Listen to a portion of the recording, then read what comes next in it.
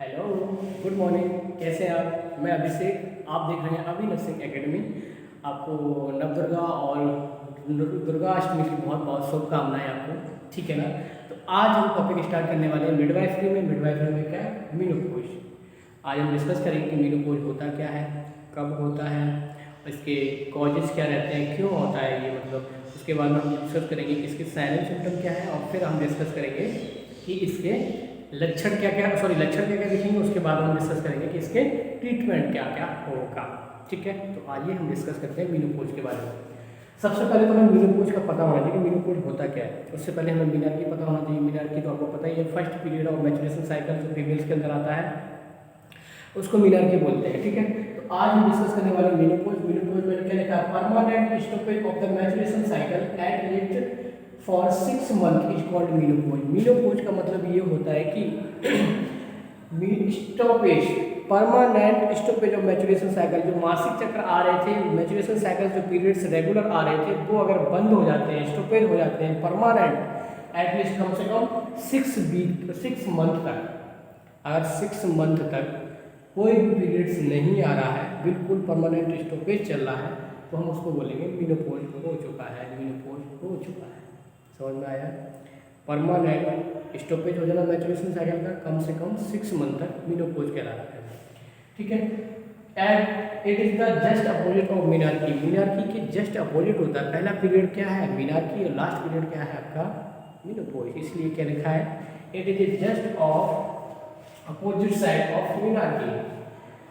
Example of menopause का example of secondary physiological amenorrhoea. Amenorrhoea अगर आपने पढ़ा होगा तो एमनोरिया दो प्रकार के मैंने बताए थे, primary amenorrhoea and secondary amenorrhoea. Primary amenorrhoea मतलब आ ही नहीं रहा है, पीरियड्स ही नहीं आ रहा है, बिल्कुल ही, मतलब एक भी बार नहीं आया तो प्राइमरी एमनोरिया। जैसे प्यूबर्टी तक नहीं आता तो प्यूबर्टी से पहले वाला जो टाइम है वो प्राइमरी एमनोरिया में गिना जाएगा। ठीक है, उसके बाद में सेकेंडरी एमनोरिया का मतलब होता है कि एक बार पीरियड्स आ चुके हैं फिर उसके बाद नहीं आ रहे हैं, तो उसको बोलते हैं सेकेंडरी फिजियोलॉजिकल एमनोरिया। जब हम पढ़ाएंगे तो उसको देख लेंगे, ऑफलाइन में मैंने पढ़ा दिया है, लेकिन ऑनलाइन अभी नहीं पढ़ाया, उसको पहले मैं एक बता देता हूँ आपको। सेकेंडरी फिजियोलॉजिकल एमनोरिया का मतलब ये होता है कि एक बार पीरियड्स आ जाए फिर उसके बाद में परमानेंट स्टॉपेज हो जाए, उसको बोलते हैं सेकेंडरी एमनोरिया। तो इसमें मीनोपॉज में क्या हो रहा है? मीनोपॉज में यही तो हो रहा है सर, क्या हो रहा है? एक बार आ चुके हैं लेकिन उसके बाद परमानेंट स्टॉप हो चुके हैं, उसको क्या बोला हमने? मीनोपॉज। तो ये तो लिखा है मैंने, menopause is the example of secondary physiological amenorrhoea. Amenorrhoea absence of maturation cycle, secondary physiological मतलब मीनोपॉज। क्लियर हुआ? इसके बाद में हम डिस्कस करते हैं कि peak age of menopause. Menopause की पीक एज क्या होती है? इसको रफ कर देता हूँ, एक बार आप देख लीजिए, स्क्रीनशॉट ले लीजिए। इसके बाद हम डिस्कस करने वाले हैं कि पीक एज ऑफ मीनोपॉज। मिटा देता हूँ,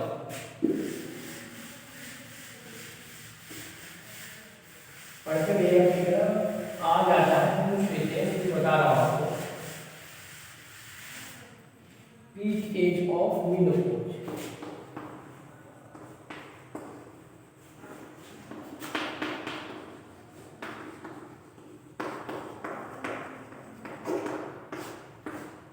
पीक एज ऑफ मीनोपॉज जो होती है वो होती है 45 से लेके 55। पीक एज ऑफ मीनोपॉज 45 से लेके 55। अब बात करते हैं कि एक ही टर्म में बताइए सर, एक ही वर्ड में बताइए, एक वर्ड में बताइए कौन सा साल होता है। तो एक वर्ड में अगर बात करें तो 45 साल में मीनोपॉज हो जाता है। लेकिन WHO के अकॉर्डिंग मैंने पढ़ाया आपको कि जो रिप्रोडक्टिव साइकिल्स रहती है वो रहती है 15 से 49 साल, है ना? 49 साल रहती है, लेकिन इसके बीच में मेनोपॉज आ सकता है, ये रहती है। इसमें इसका मतलब मैंने ये नहीं बोला कि नहीं इतना तो चलेगा ही चलेगा। अकॉर्डिंग टू WHO ने बताया कि इतना एक इंडिया में रहता है। ठीक है, लेकिन मीनोपॉज में ये बता रहे हैं कि 45 तक मीनोपॉज हो सकता है। अब मीनोपॉज भी दो प्रकार का होता है, ध्यान रखिए। Menopause has two type. कौन कौन से टू टाइप है? कौन कौन से टू टाइप है? नंबर एक, अर्ली, EARLY, अर्ली मीनोपॉज, और एक होता है लेट।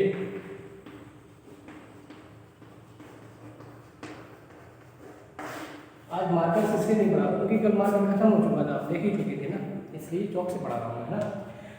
अर्ली मेनोपॉज और लेट मेनोपॉज। अर्ली मेनोपॉज कब होता है sir? Early menopause before 40 year. अगर 40 साल से पहले मेनोपॉज हो रहा है तो उसको बोलते हैं अर्ली मेनोपॉज और लेट मेनोपॉज आफ्टर 55 ईयर। अगर 55 साल के बाद मेनोपॉज आ रहा है तो वो क्या हो गया? लेट मेनोपॉज हो गया। अगर 45 साल तक आ रहा है तो वो नॉर्मल है, मेनोपॉज होना ही है इस टाइम पे, ठीक है ना। कंफ्यूज मत होना कि मैंने रिप्रोडक्टिव साइकिल की एज आपको 15 से 49 बताई है, किसी बुक में आपको 15 से 44 मिलेगी, किसी बुक में 15 से 45 मिलेगी। कंफ्यूज नहीं होना। अकॉर्डिंग टू WHO इंडिया के अंदर 15 से 49 रिप्रोडक्टिव साइकिल्स की एज होती है। मेनोपॉज की बात करें तो 45 साल तक मेनोपॉज आ जाता है, नॉर्मली है, कोई दिक्कत नहीं है। अगर टाइप की बात करें मेनोपॉज कितने प्रकार का होता है तो 2 प्रकार का होता है सर। बिफोर 40 ईयर अगर हो रहा है तो अर्ली मेनोपॉज, आफ्टर 55 ईयर हो रहा है तो लेट मेनोपॉज। इतना समझ में आया आपके? इतना आई थिंक समझ में आ चुका होगा। इसको राइट डाउन कर लीजिएगा आप, ठीक है, मिटा देता हूँ मैं, ठीक है। अब बात करते हैं रिस्क फैक्टर इसके क्या क्या है।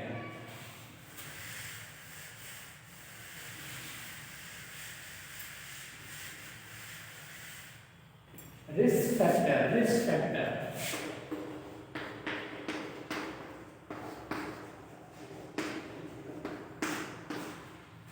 कल ही बताया था मैंने आपको, ऐसे फैक्टर जो किसी बीमारी के रिस्क को बढ़ा दें रिस्क फैक्टर कहलाते हैं। तो रिस्क फैक्टर सर क्या क्या हो सकता है आपका? सबसे पहला रिस्क फैक्टर, सबसे मेजर जो रिस्क फैक्टर होता है, सबसे ज्यादा जो रिस्क फैक्टर होता है वो होता है आपका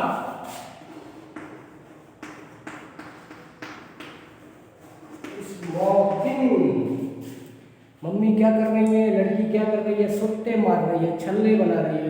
गाना नहीं सुना? सुट्टा मार मार मार सुट्टा मार, अच्छा मारा है ना, सुट्टा मार मार मार, ये वाला अगर सुट्टा मार रही है तो क्या हो सकता है, क्या हो जाएगा? मैंने कल ही आपको बताया था, कल या परसों बताया था मैंने जो क्लास ली थी, फॉलिकल्स के बारे में बता रहा था। सीलेटेड एपिथेलियल टिश्यू जो होते हैं उसमें क्या हो जाता है सर? सीलिया नष्ट हो जाते हैं। क्यों नष्ट हो जाते हैं? क्योंकि मम्मी क्या कर रही है? स्मोकिंग कर रही है। लड़की क्या कर रही है? स्मोकिंग कर रही है। स्मोकिंग करेंगे तो सीलिया नष्ट हो जाएंगे, सीलिया नष्ट हो जाएंगे तो फॉलिकल्स नहीं बनेंगे, फॉलिकल्स नहीं होगी तो पीरियड्स कौन से आएंगे सर? पीरियड्स ही नहीं आएंगे भक्तों, समझ में आया? सबसे पहला कॉज क्या हो गया? स्मोकिंग। सबसे मेजर कॉज होता है स्मोकिंग। नंबर 2 आपका हो गया इंक्रीज BMI, बेसल मेटाबॉलिक नहीं, BMI क्या होगी इसकी full form? Biomedical index, biomedical index है, बेसल मेटाबॉलिक रेट को BMI हो जाएगा। BMI increase obesity, increase BMI, increase BMI index होता है फॉर B4, मेरे को इतना याद नहीं आ रहा, क्या हो जाएगा? Increase obesity, body mass index याद आ गया याद आ गया, बॉडी मास का कभी क्या रिकॉल नहीं हो पाता है एकदम से, ठीक है। BMI बॉडी मास इंडेक्स, ठीक है ना। तो क्या होगा? मतलब मोटापा अगर बढ़ रहा है तो भी क्या हो सकता है सर? मेनोपॉज हो सकता है। आपको समझ में आया? Increase BMI, increase BMI। दूसरा क्या हो सकता है आपका? तीसरा हार्मोनल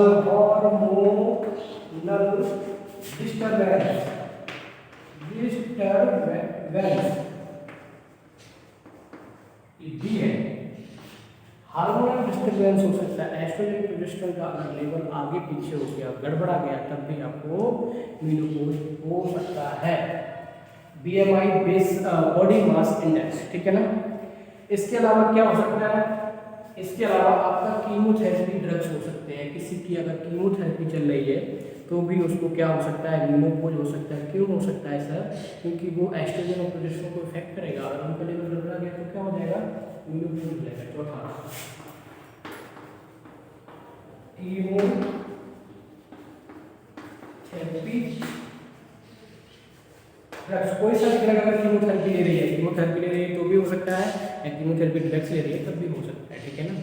एक और होता है आर्टिफिशियल एक और होता है, इधर लिख देता हूँ, इधर दिखाई दे रहा होगा, artificial surgical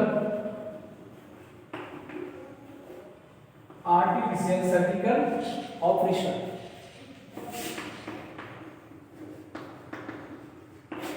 artificial surgical operation ऐसे कौन से ऑपरेशन हो जिसकी वजह से मेनोपॉज हो सकता है? नंबर एक देखिए, नंबर एक ऑपरेक्टोमी।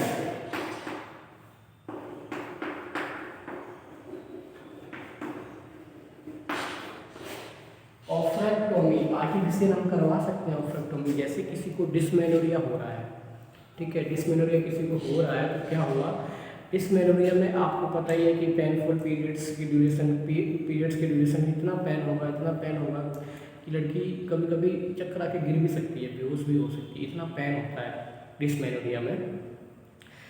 तो उन्होंने खूब टैबलेट ली, खूब इलाज कराया, लेकिन कोई फ़ायदा नहीं हो रहा है। तो लड़की क्या बोलेगी, लड़की यही बोलेगी कि जितनी जल्दी हो सके मेरे को इससे निजात दिलाइए, परेशान हो गई हूँ मैं, परेशान, हर महीने यही लफड़ा रहता है। मतलब तो क्या करेंगे सर, ऑपरेक्टोमी कर दीजिए, ओवरी हटा दीजिए, रिमूव ऑफ द ओवरी, ना रहेगा बांस और ना बजेगी बांसुरी। समझ में आया ना? ऑपरेक्टोमी आर्टिफिशियल, अगर कोई ऑपरेक्टोमी कराता है तो भी क्या हो सकता है सर, आर्टिफिशियल रिमूव हो सकता है, रिस्क है। दूसरा स्टेरेक्टोमी,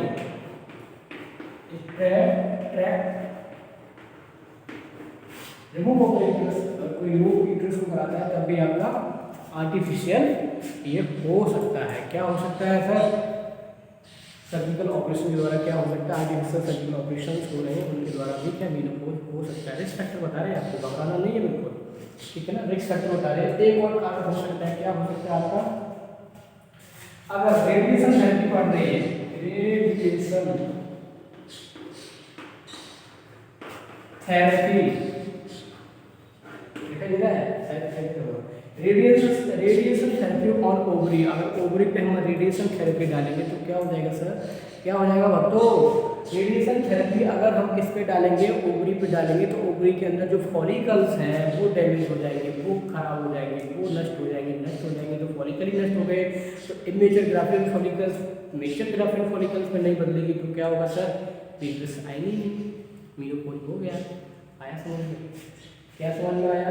रिस्क फैक्टर में सबसे पहले तो सुट्टा मार रही है लड़की, जो भी है स्मोकिंग कर रही है, इसकी वजह से क्या फॉलिकल डैमेज हो सकते हैं, सीरियल डैमेज हो जाएंगे, ठीक है ना। BMI body mass index, obesity अगर मोटी ज़्यादा है तो भी जल्दी आ सकता है, उसके मेनोपॉज जल्दी आ सकता है। हार्मोनल डिसबैलेंस हो गया है तब भी मेनोपॉज जल्दी आ सकता है। कीमोथेरेपी ड्रग ले रही है तब भी मेनोपॉज जल्दी आ सकता है। आर्टिफिशियल सर्जिकल ऑपरेशन हो गए, जैसे ऑपरेक्टोमी कराते हैं डिस्मेनोरिया कंडीशन से, तो उसमें भी हो सकता है। स्टेरेक्टोमी रेडिएशन थेरेपी अगर ओवरी पे डाल रहे हैं तो उसकी वजह से भी फॉलिकल डैमेज हो सकते हैं, इस वजह से भी ये हो सकता है। समझ में आया ना? अगर किसी का फेलोपियन ट्यूब को अगर मैं क्या कर देता हूँ, वेसेक्टोमी किसी की मैंने कर दी तो क्या लगता है आपको, प्रेग्नेंट हो सकती है? किसी की मैंने वेसेक्टोमी कर दी है, मतलब फेलोपियन ट्यूब को काट के, कहाँ पे काटते हैं आपको पता है, ये कल मैंने बताया था, सॉरी जब मैंने फेलोपियन ट्यूब बताया था तब मैंने उसके अंदर बताया था आपको कि इस्मस जो पार्ट होता है सबसे ट्यूबेक्टोमी करने का सबसे मेन कॉमन पार्ट होता है, उसी को हम कट करके बांध देते हैं, इस्मस को, एम्पला पार्ट का जो पार्ट होता है, ठीक है। तो अगर हमने उसको कट करके बांध दिया तो क्या लड़की प्रेग्नेंट हो सकती है? नहीं हो सकती है। पीरियड्स आएंगे पर प्रेग्नेंट नहीं होगी। अगर प्रेग्नेंट होना चाहे तो क्या करना है, तो सर टेस्ट ट्यूब बेबी है उसके द्वारा हो सकती है, टेस्ट ट्यूब बेबी। समझ में आया ना? अब बात करते हैं किसकी, पैथोफिजियोलॉजी, मतलब ये होता क्यों है, होता क्यों है। रिस्क फैक्टर जान लिए आपने, ऐसे मतलब ये कारण हो सकते हैं जिसकी वजह से ये चीज़ हो सकती है। अब बात करते हैं किसकी, पैथोफिजियोलॉजी, मतलब ऐसा क्या होगा जिसकी वजह से ये चीज़ होगी, ठीक है। वो देखते हैं, मिटा देते हैं, एक बार देख लीजिए, मिटा देता हूँ, मिटा देते हैं।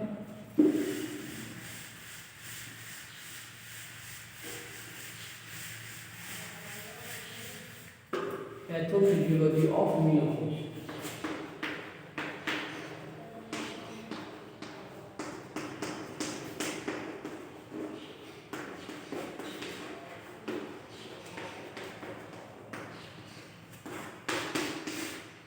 पैथोफिजियोलॉजी ऑफ मेनोपॉज क्या होगा, due to advancing, start, due to advance age कितनी हो सकती है? 45 से 55। 45 से 55 साल हो सकती है किसकी? एडवांस एज मतलब उम्रदराज महिला। ठीक है, क्या होगा सर इसके अंदर? मैंने बताया था ग्राफिक फॉलिकल्स कम हो जाती है, decrease amount of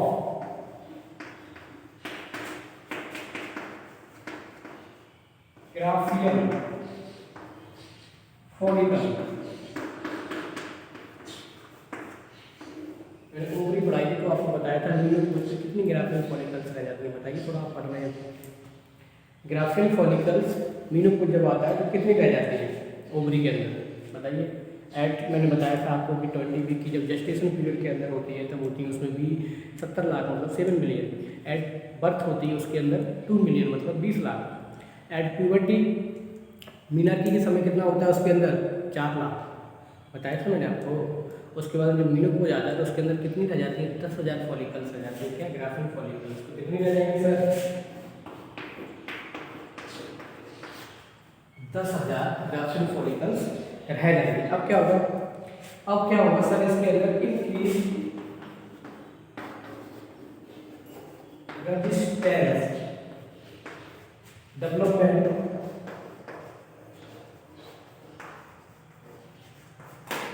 resistance development किसके प्रति? Resistance development FSH and LHR. FSH and LH hormone. FSH and LH hormone के प्रति क्या हो रहा है सर? 10,000 फॉलिकल्स जब रह गई हैं तो उसके बाद में रेजिस्टेंस डेवलप हो जाता है। किसके प्रति? एफएसएच और एलएच के प्रति। जब जिसके प्रति अगर रेजिस्टेंस डेवलप हो जाएगा तो मतलब वो चीज़ काम नहीं करेगी। जैसे टीबी वाले पेशेंट्स देखे होंगे, उनकी रिपोर्ट देखते हैं तो उसमें देखा होगा आपने स्ट्रेप्टोमाइसिन, रिफाम्पसिन, आइसोनियाजेड, ऑप्थेलोमाइसिन, ठीक है ना, इथाम्ब्यूटोल। उसमें क्या लिखे आता है? स्ट्रेप्टोमाइसिन रेजिस्टेंस, आर लिखा रहता है ना। तो रेजिस्टेंस का मतलब होता है कि ये जो ड्रग दे रहे हैं इसका मतलब कोई मतलब नहीं, काम नहीं करेगी। तो मीन्स एफएसएच और एलएच काम नहीं कर रहे, रेजिस्टेंस डेवलपमेंट हो चुका है इसके अंदर सर, ओवरी के अंदर काम नहीं करेगी। तो क्या हो जाएगा सर? डिक्रीज एस्ट्रोजन और ये आ जाएगी, क्या हो जाएगा? Decrease oestrogen and progesterone hormone. इससे क्या होगा? डिक्रीज एस्ट्रोजन और प्रोजेस्टेरोन हार्मोन्स का लेवल कम हो जाएगा। एस्ट्रोजन और प्रोजेस्टेरोन का लेवल कितना कम हो जाएगा? एस्ट्रोजन का हो जाएगा 10 पिकोग्राम। एस्ट्रोजन ये रहा, इसका 10 पिकोग्राम पर ml, ठीक है, पर ml। पीजी मतलब पिकोग्राम, और प्रोजेस्टेरोन का रह जाएगा 1 से कम, नैनोग्राम पर ml, नैनोग्राम पर ml। नॉर्मल अमाउंट कितना रहता है? मतलब आपको ये समझा रहा हूँ मैं, गूंज नहीं होगी आवाज, छोड़ मत गूंज रही होगी, कोशिश नहीं कर रहा हूँ गूंज रहा हूँ, ठीक है। एस्ट्रोजन और प्रोजेस्टेरोन का लेवल कम हो गया इधर देखिए, ड्यू टू एडवांस एज 45 से 55 साल की महिला हो चुकी है, उम्रदार हो चुकी है। उसके अंदर क्या? डिक्रीज अमाउंट ऑफ ग्राफियल फॉलिकल्स, जो इमेच्योर ग्राफियल इमेच्योर कर देखिए।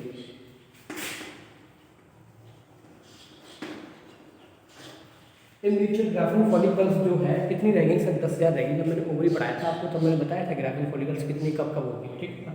जब वो कम रहेगी तो increase resistance development of FSH and LH hormone. FSH और एलएच हार्मोन के प्रति क्या डेवलपमेंट हो गया? रेजिस्टेंस डेवलप हो गया। जब रेजिस्टेंस डेवलपमेंट हो गया तो क्या हो गया? एस्ट्रोजन और प्रोजेस्टेरोन का लेवल कम हो गया। कितना कम हो गया? एस्ट्रोजन का सर 10 पिकोग्राम पर ml से कम हो गया, और प्रोजेस्टेरोन का 1 नैनोग्राम पर ml से कम हो गया। अगर इतना कम हो गया तो फिर नॉर्मल अमाउंट कितना होता है? नॉर्मल सर होता है प्रोजेस्टेरोन का होता है 2 से 5 नैनोग्राम पर ml। प्रोजेस्टेरोन का नॉर्मल लेवल बॉडी के अंदर होता है फीमेल्स के अंदर 2 से 5 नैनोग्राम पर ml, और एस्ट्रोजन का होता है 35 से 500 पिकोग्राम पर ml। ये नॉर्मल अमाउंट रहता है। कितना रह गया? कम रह गया, मतलब 10 और 1 पे आ गया, ठीक है। ये चीज समझ में आई? ये डेवलप करा रही है आपके अंदर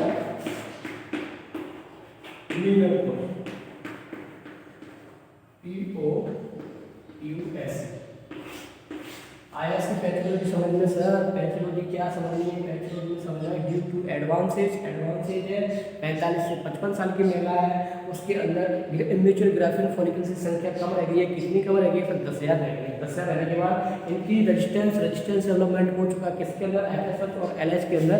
उसके बाद में जैसे ही रेजिस्टेंस डेवलपमेंट हुआ तो इनकी थोड़ी डिक्रीज एस्ट्रोजन और प्रोजेस्टेरोन का लेवल कम हो गया, एस्ट्रोजन प्रोजेस्टेरोन का लेवल कम हो जाएगा। तो जब एफएसएच और एलएच हार्मोन भी कम हो गए तो एस्ट्रोजन प्रोजेस्टेरोन भी कम हो गए तो क्या हो जाएगा सर, मेनोपॉज हो जाएगा। ये चीज़ की मेनोपॉज का ये क्यों कम हो रहा है, रेजिस्टेंस डेवलप क्यों हो रहा है, रेजिस्टेंस डेवलप इसलिए हो रहा है क्योंकि एफएसएच और जो फॉलिकल रेजिस्टेंस होता है वो एफएसएच और एलएच जो हार्मोन होता है उसमें ब्लड में क्या रह जाता है, इसमें रेजिस्टेंस डेवलपमेंट हो जाता है, जिसकी वजह से एफएसएच और एलएच का लेवल बढ़ जाता है। एफएसएच और resistance so immature graphene follicle, जो इमेच्योर ग्राफिन फॉलिकल्स होती है वो एफएसएच और एलएच के प्रति क्या रेजिस्टेंस डेवलप कर लेती हैं, तो ब्लड के अंदर एफएसएच और एलएच का लेवल बढ़ जाता है, जिसकी वजह से क्या तो ये हो जाता है मेनोपॉज। लेवल कितना बढ़ जाता है एफएसएच और एलएच का, तो एफएसएच और एलएच का लेवल बढ़ के कितना पहुंच जाता है 45 मिको इक्विवेलेंट से ज़्यादा पहुंच जाएगा और एलएच का 10 मिको इक्विवेलेंट से कम मतलब ज़्यादा हो जाएगा। ये चीज़ रह जाएगा, इसको ज़्यादा ध्यान नहीं देना, बस इतना ध्यान देना। ये आपको समझ में आ चुकी होगी, देख लीजिए एक बार लिख लीजिए, इस बार मिटा देता हूँ मैं, ठीक है। अब बात करते हैं organ changes after menopause. Organ में क्या क्या चेंजेस आता है, मैं आपको कुछ नहीं बताऊंगा। ऑर्गन जो रहता है आपका ओवरी जो बिकम श्रंक, श्रंक हो जाते हैं, ओवरी बिकम ए श्रंक, मतलब थोड़े झूलने लगते हैं, सॉरी ओवरी भी हो जाती है, ओवरीज जो होते हैं थोड़े झूलने लगते हैं, मतलब पीक हो जाते हैं, ठीक है ना, उनको बोलते हैं श्रंक, ठीक है। इसको आपको आता होगा।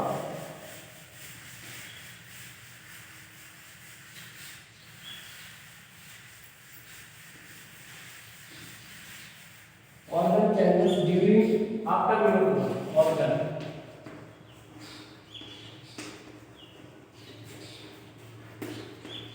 changes after menopause. Organ changes after menopause. Uterus और पेल्विस की हम बात करें, यूट्रस और बॉडी के अंदर की बात करेंगे। रेशियो देखते हैं, ratio between uterus and body, body मतलब इंटरनल कैविटी की बात कर रहा है, ठीक है ना। बॉडी में एट बर्थ पे लेके रेशियो कितना रहता है, at birth uterus 1:1, sorry 2:1, at birth 2:1, uterus का अनुपात रहता है 2, इसका रहता है 1 एट बर्थ पे, ठीक है। एट प्यूबर्टी पे 1:1। रेशियो की बात कर रहे हैं आपका, रेशियो किसका, यूट्रस और बॉडी के अंदर, ठीक है। एट प्यूबर्टी में रिप्रोडक्टिव एज पे उल्टा हो जाएगा, 1:2, और मेनोपॉज का ऐसे हो जाएगा। At birth puberty reproductive age menopause, ये इसका रहता है। तो क्या हो जाता है मेनोपॉज में, पीएच वजाइना का जो पीएच होता है मेनोपॉज के अंदर कैसा रह जाता है सर, न्यूट्रल या एल्कलाइन हो जाता है। तो मतलब क्या रहता है सर, चांसेस रहता है कि इसका यूटीआई का डोडर लाइन में बेसलाई होता है, उसके एपिथेलियल जो लेयर होती है किसकी सर, वजाइना की, उसमें क्या पाया जाता है, बताया था मैंने आपको, उसमें पाया जाता है डोडरलाइन बेसलाई। तो ग्लाइकोजन की उपस्थिति में डोडरलाइन बेसलाई एनारोबिक बैक्टीरिया होता है, तो वो लैक्टिक एसिड में बदल जाता है। लैक्टिक एसिड कैसा है, एसिडिक है, तो इन्वायरमेंट वहाँ का कैसा रहता है, ओवरी का वजाइना का जो भी है इन्वायरमेंट वहाँ का एसिडिक रहता है, वजाइना का पीएच एसिडिक रहता है। लेकिन मेनोपॉज में क्या हो जाएगा सर, एल्कलाइन या न्यूट्रल हो जाएगा। न्यूट्रल हो जाएगा तो सिंपल सी बात है, एसिडिक नहीं रहा तो चांसेस किसके रहते हैं, यूटीआई के चांसेस रहते हैं, यूटीआई के चांसेस रहते हैं। यूटीआई मतलब urinary tract infection, urinary tract infection तो रहेगा, तो इसकी वजह से क्या हो जाएगा sir, vagina become dry. Vagina क्या हो जाएगी, जब एसिडिक नहीं रहेगा तो वजाइना बिकम ड्राई, वजाइना जो रहेगी वो सूखी सूखी रहेगी, इसकी वजह से यूटीआई होने के चांसेस है, सूखी सूखी रहेगी। तो उसको अंदर क्या बोलते हैं, डिस्पेरेन्यूरिया,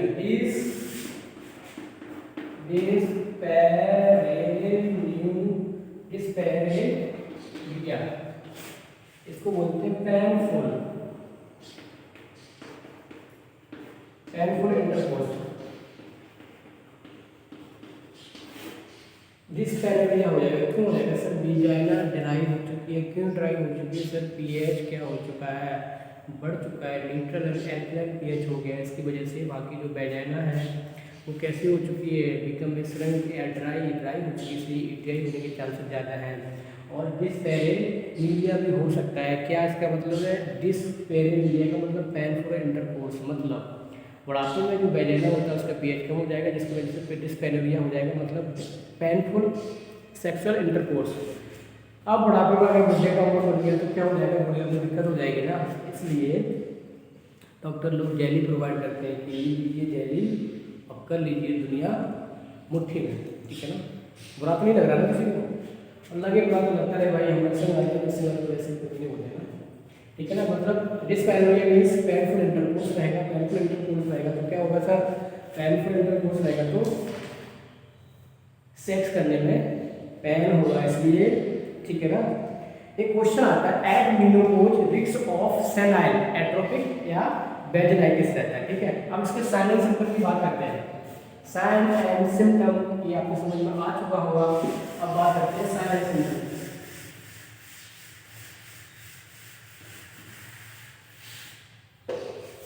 sign and symptom,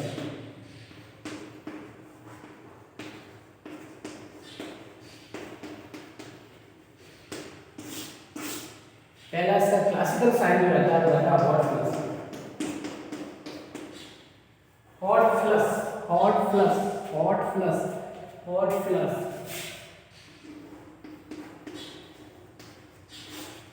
hot flush, ठीक है। ये इसका साइन है, हॉट फ्लश। हॉट फ्लश क्या साइन होता है? इसके अंदर क्या रहता है? महिला जो होती है H2 एक्सिस पे डिपेंड करता है। हॉट फ्लश जो साइन होता है वो आपका, इसमें क्या रहता है कि महिला रात में सो रही है, रात में 12-1 बजे सो के एकदम से क्या होगा, उसके अंदर अवेकिंग होगा। अवेकिंग मीन्स उसके अंदर क्या होगा, वो एकदम सोते सोते एकदम खड़ी हो जाएगी, उसके अंदर इतनी स्वेटिंग होगी, घबराहट होगी, डेडनेस होगी, इंसोम्निया होगा उसको। हॉट फ्लश का मतलब बता रहा हूँ आपको, मतलब महिला सो रही है रात में सोते सोते 12 या 2 बजे के बीच में महिला एकदम से उठेगी, उसको क्या होगा, एकदम से घबराहट सी होगी, पसीना पसीना हो जाएगा पूरी बॉडी में। और ये जो सीन रहता है मोस्टली से 30 सेकंड से 2 मिनट तक होता है, उसके बाद में फिर से वो नॉर्मल हो जाती है। ये मीनोपॉज के सिम्टम रहते हैं। अगर ये ऐसे सिम्टम अगर आ रहे हैं तो महिला मीनोपॉज की तरफ जा रही है। दूसरी तरफ क्या होता है, दूसरा सिम्टम क्या है, उसको पीरियड से अल्टरनेट हो जाएंगे। आज पीरियड्स आ गए, अब 2 महीने नहीं आएंगे, फिर 4 महीने नहीं आए, फिर 6 महीने नहीं आए। अगर डायरेक्ट अगर दिसंबर से लेके जुलाई तक कोई पीरियड्स नहीं आ रहे तो menopause permanent stoppage of the menstruation cycle, ठीक है ना। पूरी बॉडी में पसीना पसीना हो जाएगा, ठीक है ना। उसको बोलते हैं हॉट फ्लश। तो एक ही सिम्टम इसका मेन सिम्टम रहता है, इसको क्या बोलते हैं, हॉट फ्लश। इसमें महिला अचानक रात में उठती है, उसको एकदम घबराहट होती है, पसीना पसीना हो जाता है, सांस लेने में दिक्कत, बीपी प्रॉब्लम, ये उसको साइलेंट सिम्टम दिखते हैं तो उसको बोलते हैं हॉट फ्लश। हॉट फ्लश मतलब गर्मी, पसीना पसीना हो जाना, उसको बोलते हैं हॉट फ्लश। ऐसा होता कि वॉसोमोटर सिम्टम है, वैसोमोटर मतलब जो भी उसकी वैसोमोटर जो भी है वो क्या डिसइम्बेलेंस होती है, इसकी वजह से ये होता है। एग्जैक्ट कारण अननोन है, एग्जैक्ट कारण इसका अननोन है, ऐसा मानते हैं कि इसकी वजह से ऐसा होता है, ठीक है ना। अब बात करते हैं कि ऐसा हो रहा है तो बॉडी में सिम्टम क्या क्या दिखेंगे, कार्डियक में क्या क्या चेंजेस आएंगे, कार्डियक सिस्टम में क्या क्या चेंजेस आएंगे, अब वो बात करते हैं। हॉट फ्लश आपको समझ में आ चुका है, एक ही मेन सिम्टम है इसका हॉट फ्लश। कारण अननोन कारण है, मतलब एग्जैक्ट कारण पता नहीं है, लेकिन बताते हैं कि रात में उठती है तो उसको बीपी प्रॉब्लम्स हो सकती है, पसीने पसीना हो जाएगा, उसको घबराहट होगी, डेडनेस होगा और इंसोम्निया होगा। इसकी वजह से क्या हो जाएगा, उसको हॉट फ्लश रहेगा, उसको नींद नहीं आएगी ठीक से, ठीक है ना। इसकी वजह से हॉट फ्लश साइन हो गया। अब बात करते हैं एक एक सिम्टम में, एक एक सिस्टम के अंदर क्या क्या प्रॉब्लम होगी। सबसे पहले बात करते हैं कार्डियक सिस्टम में क्या क्या प्रॉब्लम होगी, क्या क्या लक्षण देखने को मिलेंगे कार्डियक सिस्टम में।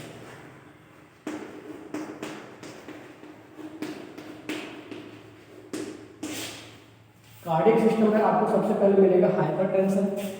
अगर हाइपरटेंशन हो जाएगा तो वो चीज़ें तो आपको पता ही होंगी। सबसे पहले क्या हो जाएगा इसमें हाइपरटेंशन। हाइपरटेंशन हो रहा है मतलब बीपी बढ़ रहा है तो क्या बढ़ेगा सर, हार्ट रेट भी बढ़ेगी। हार्ट रेट बढ़ेगी तो टैकीकार्डिया, टैकीकार्डिया होगा तो कंपनसेट करने के लिए क्या बढ़ेगी, पल्स रेट भी बढ़ेगी तो टैकीपीनिया। ये सिम्टम तो आप देख ही लीजिए, इसलिए याद रखिए रिस्क ऑफ एरेथ्रोस्क्लेरोसिस। और क्या रहेगा, रिस्क ऑफ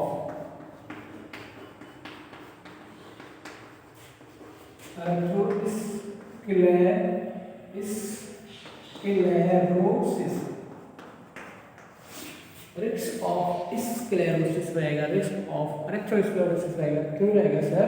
इसलिए रहेगा क्योंकि जो एरेथ्रोस्क्लेरोसिस को क्या increase LDL and VDL, increase, इसका मतलब बताया आपको, increase LDL bad cholesterol level बोलते हैं इसको, और क्या होता है HDL decrease HDL, increase LDL means bad cholesterol level तो बढ़ जाएगा और गुड कोलेस्ट्रॉल लेवल का कम हो जाएगा। क्यों कम हो जाएगा सर? इसलिए कम हो जाएगा क्योंकि decrease the oestrogen hormone, oestrogen hormones का लेवल गिर रहा है किसके अंदर, मेनोपॉज के अंदर, जिसकी वजह से क्या गुड कोलेस्ट्रॉल लेवल गिर रहा है और हाई जो मतलब बैड कोलेस्ट्रॉल लेवल है वो हाई हो रहा है। तो गुड कोलेस्ट्रॉल क्या करता है, गुड कोलेस्ट्रॉल क्या करता है, जो बॉडी में जहाँ भी ब्लड वेसल्स के अंदर जो फैट जमा होता है, गुड कोलेस्ट्रॉल उसको वहाँ से निकाल के बॉडी के अंदर जमा करता है। और यहाँ पे क्या बैड कोलेस्ट्रॉल लेवल बढ़ रहा है, तो इसका मतलब बैड कोलेस्ट्रॉल लेवल क्या करेगा, बॉडी से फैट को लेके किसके अंदर जमा करेगा सर, उसके अंदर जमा करेगा ब्लड वेसल्स के अंदर, ब्लड वेसल्स के अंदर जमा करेगा। तो एरेथ्रोस्क्लेरोसिस तो होगा ना, एरेथ्रोस्क्लेरोसिस का मतलब तो पता ही होगा आपको, MSN में पढ़े होंगे आप, ठीक है। ये मतलब बैड कोलेस्ट्रॉल लेवल बढ़ जाएगा एरेथ्रोस्क्लेरोसिस में और गुड कोलेस्ट्रॉल लेवल घट जाएगा।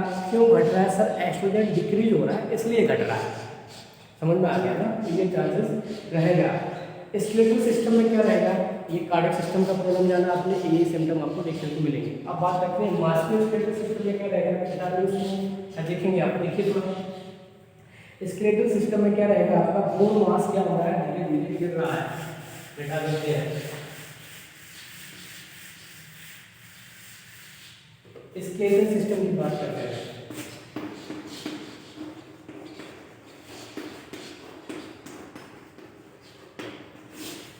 सिम्टम दिख रहे हैं ना। स्केलेटल सिस्टम में क्या होगा, बोन मास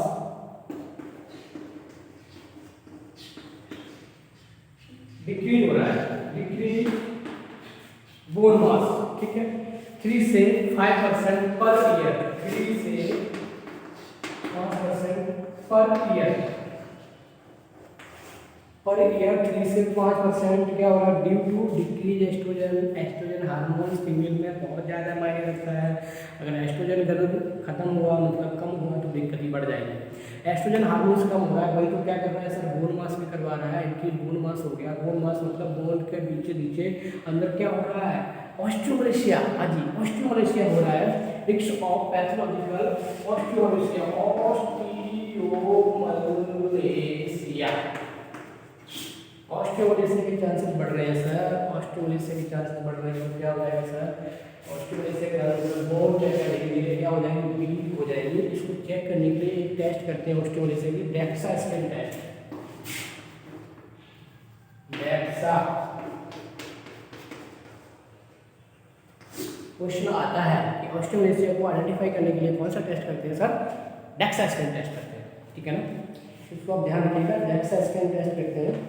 ये बॉडी क्या है, स्किन जो हमारी क्या है, स्किन क्या है, फर्स्ट डिफेंस मैकेनिज्म का कार्य करती है। स्किन जो हमारी होती है, ठीक है, फर्स्ट डिफेंस मैकेनिज्म का कौन कार्य करती है, स्किन कार्य करती है। और first external defence mechanism skin, और फर्स्ट इंटरनल डिफेंस मैकेनिज्म कौन करती है, म्यूकोजा। म्यूकोजा मतलब लाइसोसोम। क्वेश्चन क्या हमारा है, क्वेश्चन ये है कि फर्स्ट एक्सटर्नल डिफेंस मैकेनिज्म तो आप बोलेंगे skin, first internal defence mechanism तो आप बोलेंगे म्यूकोजा, कौन सी, लाइसोसोम, ठीक है। अब बात करते हैं first defence mechanism in blood. अगर कोई भी बैक्टीरिया अगर हमारी बॉडी के अंदर प्रवेश किया तो सबसे पहले कौन सी WBC लड़ने के लिए आएगी सर, सबसे पहले WBC न्यूट्रोफिल्स आएगी, किससे लड़ने के लिए, बैक्टीरिया से। अगर कोई वायरस हमारे बॉडी के अंदर प्रवेश किया तो सबसे पहले लड़ने के लिए कौन आएगा, T लिम्फोसाइट आएगा। अगर कोई प्रोटोजोआ हमारे बॉडी के अंदर प्रवेश किया तो सबसे पहले लड़ने के लिए कौन आएगा, एसिनोफिल्स आएगा। अगर कोई इन्फ्लामेशन हमारी बॉडी में हुआ तो सबसे पहले कौन आएगा, एसिनोफिल्स आएगा। ये याद रखने वाली चीज़ें हैं कि अगर बैक्टीरिया प्रवेश किया तो न्यूट्रोफिल्स आएगी, अगर वायरस किया तो T लिम्फोसाइट आएगी, और अगर प्रोटोजोआ होती है तो कौन आएगा, एसिनोफिल्स आएगा। अगर किसी प्रकार का इन्फ्लेमेशन होता है, इन्फेक्शन होता है तो भी एसिनोफिल्स ही आएगा। यूरोजेनिटल ट्रैक्ट में क्या होगा, यूरोजेनिटल मतलब यूरिनरी सिस्टम में क्या होगा, यूरिनरी सिस्टम में देख लीजिए frequency urine of urgency, bar bar urine के लिए जाएगी महिला, ठीक है, महिला बार बार यूरिन के लिए जाएगी यूरिनरी सिस्टम में।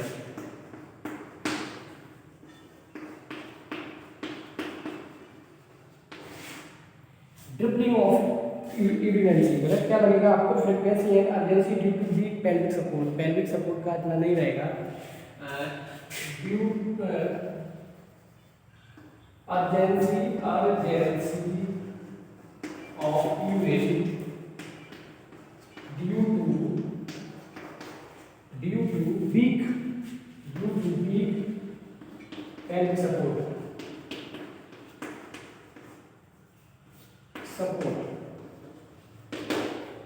Due to weak pelvic support इतना नहीं मिल पाएगा, जिसकी वजह से क्या उसको बार बार यूरिन अर्जेंसी आएगी, बार बार यूरिन के लिए जाएगी, अर्जेंसी रहेगी, ठीक है ना। तो बार बार यूरिन के लिए जाएगी, क्यों जाएगी सर, क्योंकि पेल्विक सपोर्ट इतना नहीं मिल पा रहा। वेजाइनल इनकम में वेजाइनल ड्राई हो जाएगी, और क्या हो जाएगा सर, भाई जो बताया था आपको, वेजाइनाइटिस भी हो सकता है, यूटीआई भी हो सकता है, और डिस्पैरेनियल मतलब सेक्सुअल इंटरकोर्स में प्रॉब्लम्स भी हो सकते हैं। Dribbling of uterus, sorry dribbling of urine क्या बोलते हैं, ये क्या होता है आपको, ड्रिबलिंग यहाँ पे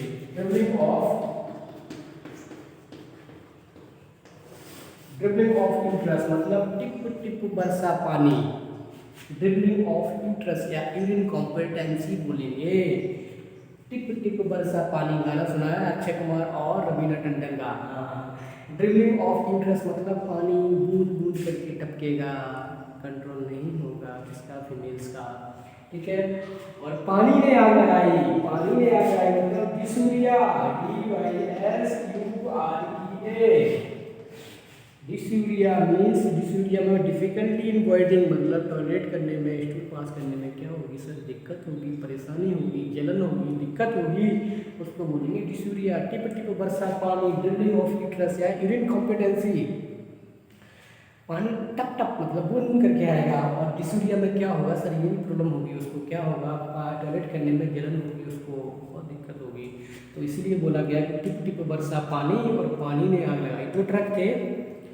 दो ट्रक जैसे जीप लोड होता है उस पर चलते हैं, आपने देखा होगा ट्रक पे किसी पे लिखा होता है, दो ट्रक थे, एक्सीडेंट हो गया उन दोनों का, क्या हुआ, एक पे लिखा था ऊपर सावन को आने दो, और एक पे लिखा था सावन आया झूम के, दोनों में खटा टक्कर, इधर से सावन आया, इधर से सावन को आने दो, इधर आया सावन आया झूम के, धड़ाम टक्कर हो गई। कभी कभी ऐसा हो जाता है, देखने को मिलेगा आपको, ठीक है ना। अब बात करते हैं कि रिक्शो ऑफ यूटीआई में क्या क्या प्रॉब्लम हो सकती है, मेंटल प्रॉब्लम्स क्या क्या हो सकती हैं, समझ में आया। ये सिम्टम हमने देखे, कुछ सिम्टम मतलब कुछ सिस्टम की सिम्टम देखे हमने। अब बात करते हैं कि मेंटल कंडीशन क्या क्या हो सकती है, बेटा लिखा उसको, ओके।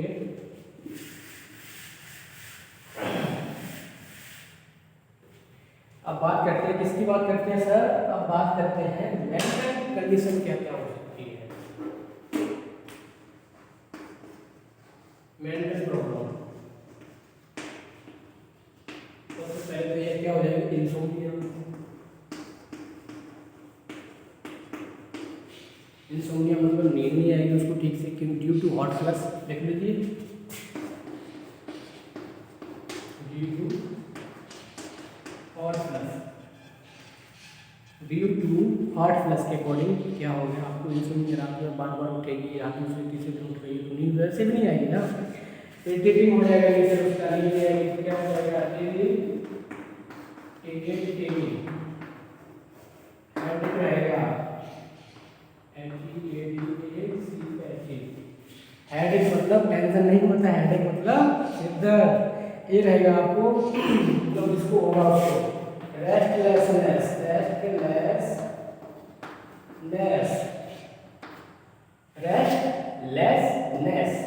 होगा उसको। और क्या होगा, मूड स्विंग हो जाएगा, मूड स्विंग का मतलब समझते हैं,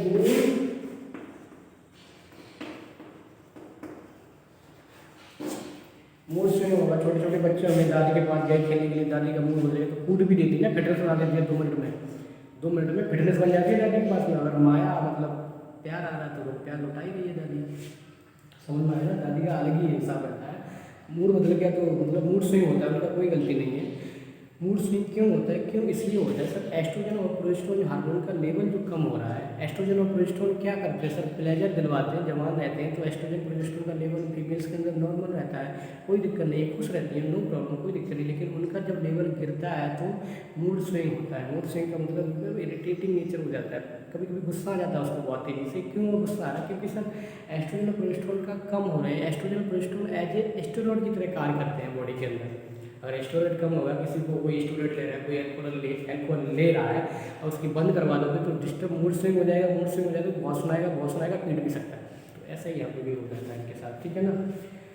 अब डायग्नोस्टिक क्या कर सकते हैं, हमने सिम्टम देख लिए, अब डायग्नोसिस भी कर लेते हैं क्योंकि क्लास भी काफ़ी बड़ी हो रही है। ऑफलाइन तो हम पढ़ा सकते हैं 2-3 घंटे, कोई प्रॉब्लम नहीं, लेकिन इसको क्या अपलोड करने में भी दिक्कत होती है इसलिए, ठीक है ना। अब बात करते हैं डायग्नोसिस की। Diagnosis,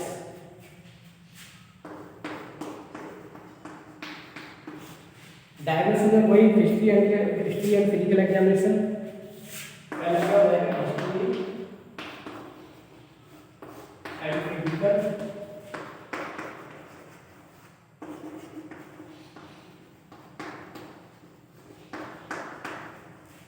history and physical examination करेंगे हम। उसके बाद में सीरम, उसके बाद में पहला ये हो गया। दूसरा क्या करेंगे, serum, oestrogen, P for oestrogen, P for progesterone, लिखने का होगा आप देख लीजिए, ठीक है। प्रोजेस्टेरोन और FSH और LH का लेवल चेक करेंगे किसके अंदर, ब्लड के अंदर। ब्लड में क्या करेंगे, एस्ट्रोजन, प्रोजेस्टेरोन, FSH और LH का लेवल चेक करेंगे। और उसके बाद में हम क्या करेंगे, ग्रीन लैग मैट्रिक स्केल भी कर सकते हैं, ठीक है ना। ये टेस्ट हम करेंगे, ठीक है, कोई ज़्यादा स्पेशल टेस्ट नहीं है इसके लिए। और कार्बोवेक्टर स्केल भी कर सकते हैं, कार्बोवेक्टर स्केल भी टेस्ट हम कर सकते हैं, ठीक है ना। अब बात करते हैं मैनेजमेंट की। History and physical examination, estrogen, progesterone, FSH, LH का लेवल चेक करेंगे। और एक और टेस्ट लिखा हुआ है, कार्बोवेक्टर स्केल भी कर सकते हैं, कार्बोवेक्टर स्केल, कार्बोवेक्टर स्केल लिख देते हैं, कार्बोवेक्टर स्केल, ये टेस्ट भी हम कर सकते हैं, ठीक है। अब बात करते हैं ट्रीटमेंट की, ठीक है। मिटा देता हूं उसको, ट्रीटमेंट देख लीजिए, ट्रीटमेंट करते हैं, मिटा दूं, ओके।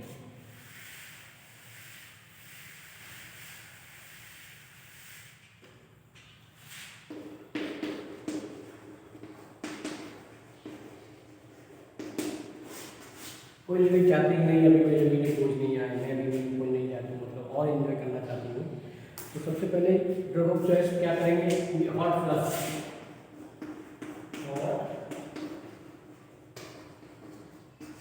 हॉट फ्लश में drug of choice, DOC, drug of choice क्या है, क्लोनिडिन, क्लोनिडिन,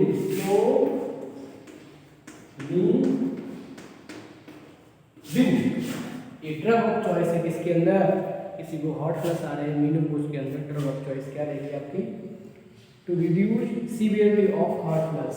ये क्लोनिडिन जो देंगे तो ये क्या करेगा, reduce severity of hot flush, hot flush की जो सीवियरिटी आ रही है उसको क्या करेगा, रिड्यूस करेगा, ठीक है ना।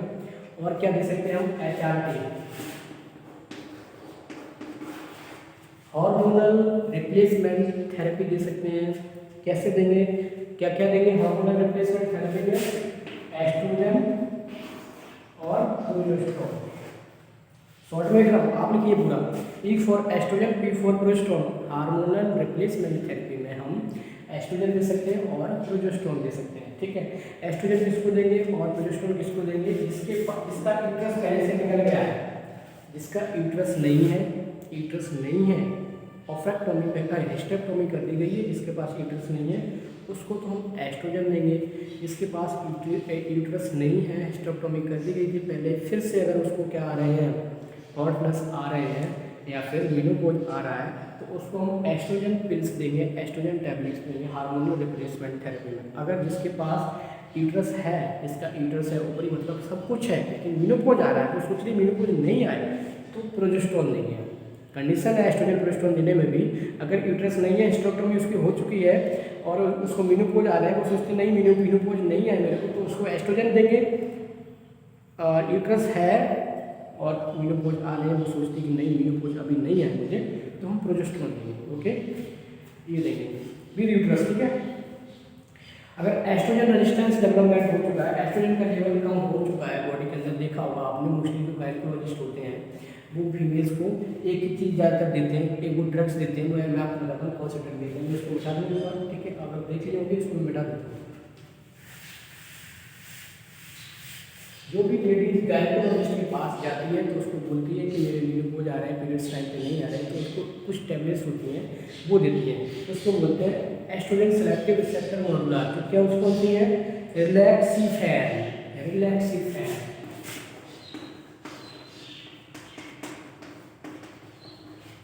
रिलैक्सीफैन और टेमेक्जिफॉन,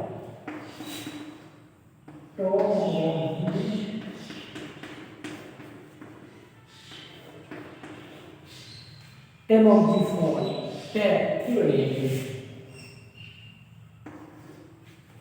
टेमोक्सिफोन मतलब किसी को अगर एस्ट्रोजन रेजिस्टेंस डेवलपमेंट हो चुका है तो उस रेजिस्टेंस को मॉड्यूलर करने के लिए जो गायनेकोलॉजिस्ट होती है वो देती है रिलैक्सीफैन टैबलेट्स।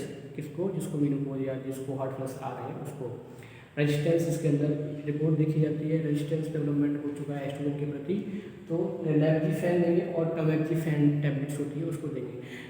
किसी को अगर ब्रेस्ट कैंसर हुआ है, अगर कोई पूछता है, क्वेश्चन आता है drug of choice in breast cancer, तो आपका ड्रग ऑफ चॉइस क्या है, टेमेक्सिफैन।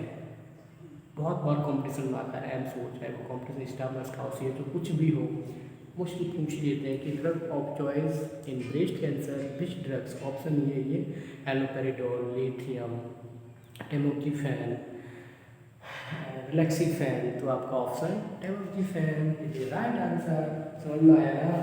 अगर किसी को एंजाइटी हो रही है, किसी को हार्ट फ्लश में एंजाइटी हो रही है, घबराहट हो रही है, तो ड्रग ऑफ चॉइस क्या होगी, एल्प्राजोलम, एंटी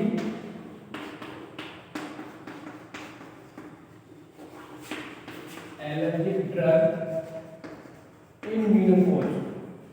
कौन सा,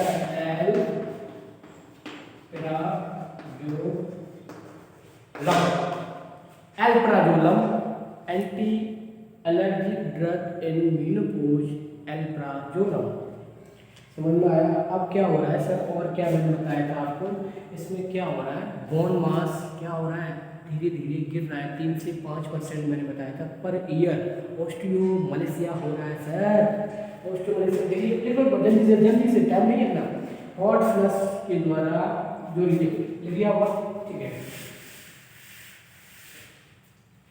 अब क्या हुआ, बोन मास जो डिग्रेड हो रहा है, ऑस्टियोमलेशिया जो कंडीशन थी, तो हम उसके लिए भी कुछ मैनेजमेंट करेंगे। उसके लिए क्या मैनेजमेंट करेंगे, vitamin D and calcium, vitamin D and calcium देंगे। बोन मास जो डिग्रेड हो रही है, बोन मास डिग्रेड या ऑस्टियोमलेशिया हो रही है, उसको ध्यान में रखते हुए हमें क्या कुछ नहीं करना, मेनोपॉज में सिम्टोमेटिक ट्रीटमेंट देते जाइए, काम खत्म। विटामिन डी कितना देंगे, 400 IU day, 400 IU per day, 400 international unit किसकी देंगे सर, विटामिन डी की देंगे, पर डे देंगे, ठीक है ना। कैल्शियम कितना देंगे, 800 mg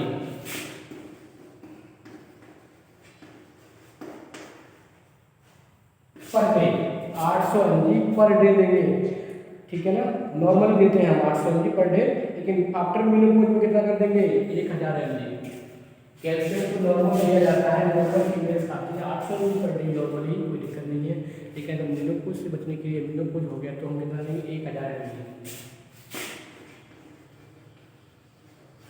1000 mg पर डे, मतलब 1 ग्राम पर डे। ऑस्टियोमलेशिया से बचने के लिए, टू प्रिवेंट ऑस्टियोमलेशिया कंडीशन, ठीक है। और क्या देंगे सर, और हम बिहेवियर थेरेपी दे सकते हैं, साइकोथेरेपी दे सकते हैं उसको, ठीक है ना, behaviour therapy, psychotherapy and mindfulness psychotherapy दे सकते हैं, प्रिवेंट मूड स्विंग से बचने के लिए, ठीक है ना। ये हमने आज जाना क्या मेनोपॉज के बारे में। मेनोपॉज के बारे में थोड़ा सा रिवाइज करा देते हैं आपको, क्योंकि क्लास खत्म करते हैं। डेफिनेशन देखी, permanent stoppage of the maturation cycle at least 6 month, ठीक है, मीनार्की के जस्ट उल्टा है ये। और